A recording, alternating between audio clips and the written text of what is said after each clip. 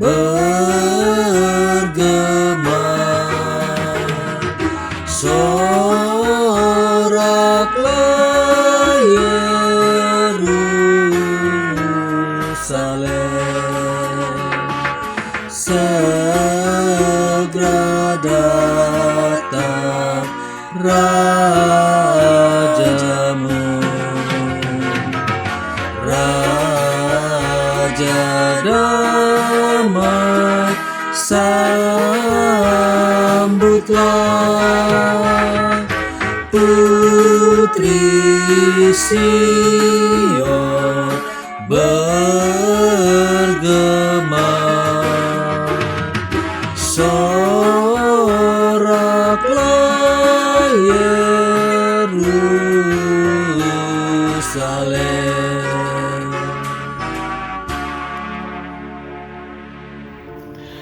Kasih karunia dan damai sejahtera dari Allah Bapa kita dan dari Tuhan Yesus Kristus menyertaimu.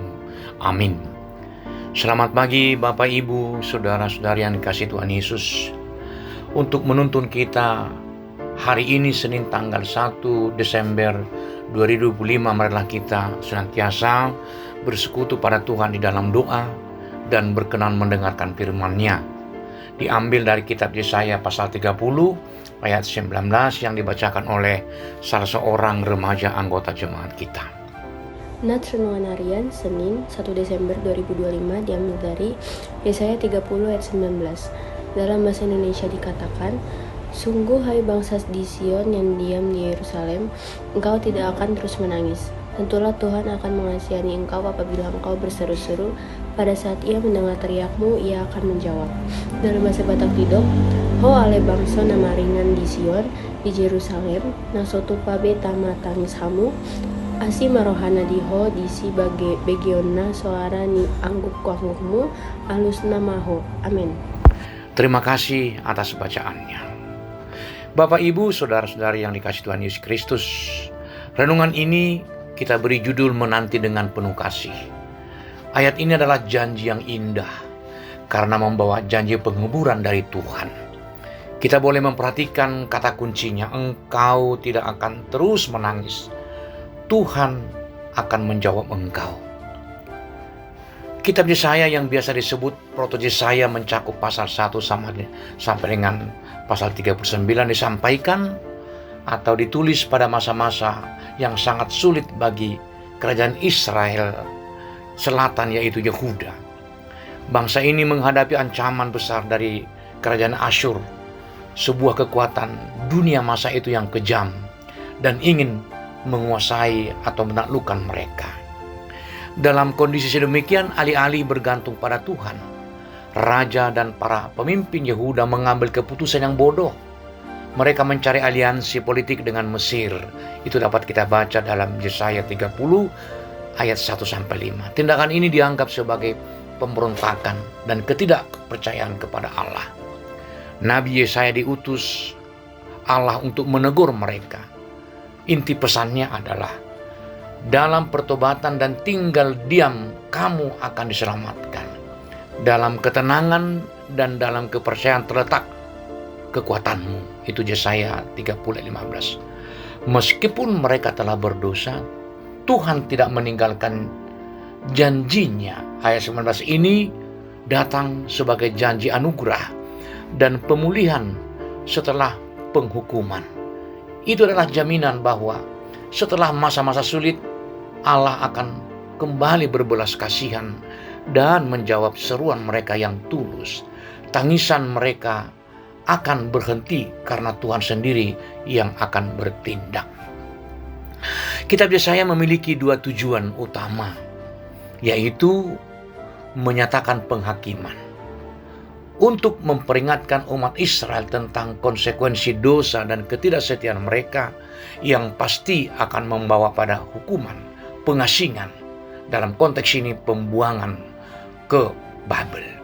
Dan yang berikut menyatakan penyelamatan atau keselamatan, untuk memberikan pengharapan yang teguh melalui janji-janji Mesias yang akan datang, yaitu Yesus Kristus.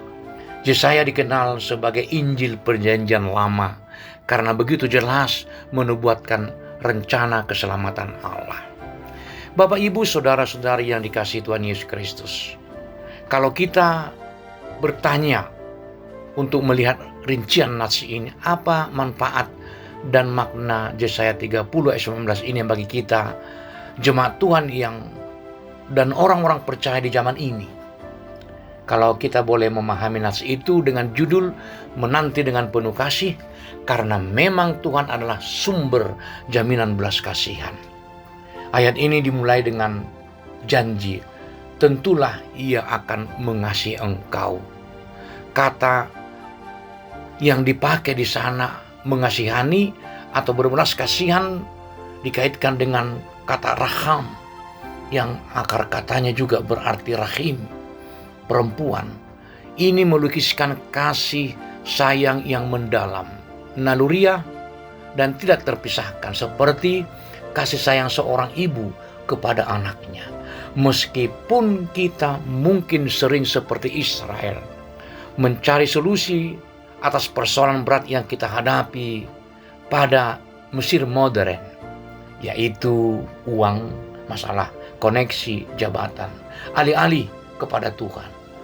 Kasihnya atau kasih setia Tuhan tidak pernah pudar.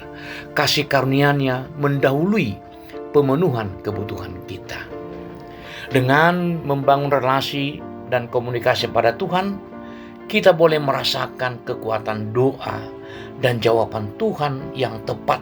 Seperti dalam nats ini, kita lihat berlanjut, apabila engkau berseru, pada saat Ia mendengar teriakmu, Ia akan menjawab. Ini adalah prinsip dasar yang sederhana namun mendalam. Tuhan tidak hanya mendengarkan, tetapi juga menjawab. Ada beberapa contoh praktis yang mungkin kita lihat. Dalam kecemasan atau ketakutan yang kita hadapi, kita mungkin merasa tertekan oleh persoalan krisis ekonomi, masa depan anak-anak, atau mungkin masalah kesehatan yang tidak berakhir atau tidak mengalami kesembuhan. Berhentilah mencari ketenangan pada hal-hal yang fana, seperti misalnya kebiasaan orang scroll media sosial tanpa tujuan, atau mengadu keberuntungan seperti judol, atau dalam hal-hal yang melanggar hukum. Sebaliknya, berserulah pada Tuhan. Tunggu dan nantikan dengan sabar. Janjinya adalah Ia akan menjawab. Yang berikut, dalam kondisi penyesalan berdosa kita, ketika kita mungkin jatuh dalam dosa, kita tidak perlu bersembunyi. Israel dihukum memang karena dosanya, tetapi janji belas kasihan tetap ada. Pengakuan dosa adalah seruan yang didengarkannya. Yang terakhir, dalam ketergantungan, kita perlu mencabut aliansi kita dengan Mesir, tanda kutip. Artinya, kita harus berhenti sepenuhnya mengandalkan kekuatan dan kepintaran diri sendiri, atau bahkan mungkin kekayaan yang kita nikmati hari ini. Mari kita kembali berseru, menaruh kepercayaan total hanya pada Tuhan, menanti dengan sabar jawaban dan pertolongannya.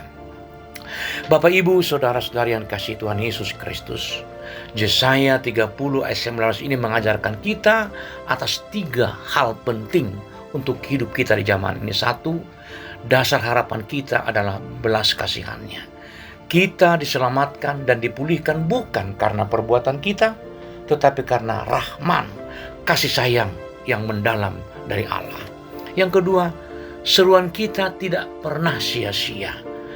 Tuhan berjanji untuk mendengar dan menjawab seruan umat-Nya. Yang ketiga, berhentilah tergantung kepada kekuatan dunia ini. Mari kita diam di Sion, artinya dalam doa kita kepada Tuhan. Berarti berdiam di hadirat Tuhan, menanti dengan iman dan berseru dengan keyakinan. Marilah kita hidup hari ini dengan keyakinan bahwa setiap air mata dan seruan kita diperhatikan oleh Bapa di surga yang penuh kasih. Amin. Kita berdoa. Ya Bapa Surgawi yang kami sembah dalam nama Tuhan Yesus Kristus, Kami bersyukur Tuhan Engkau mengingatkan kami betapa Engkau setia dan menanti kami, memberi jawaban atas seruan kami, dan mengampuni kami atas kesalahan kami. Izinkan kami Tuhan hari ini menjalani hidup kami dengan penuh perlindungan atas kuasa-Mu. Dalam tindakan kami sehari-hari, firman-Mu menjadi andalan kami. Dalam Yesus Kristus kami berdoa padamu Tuhan. Amin.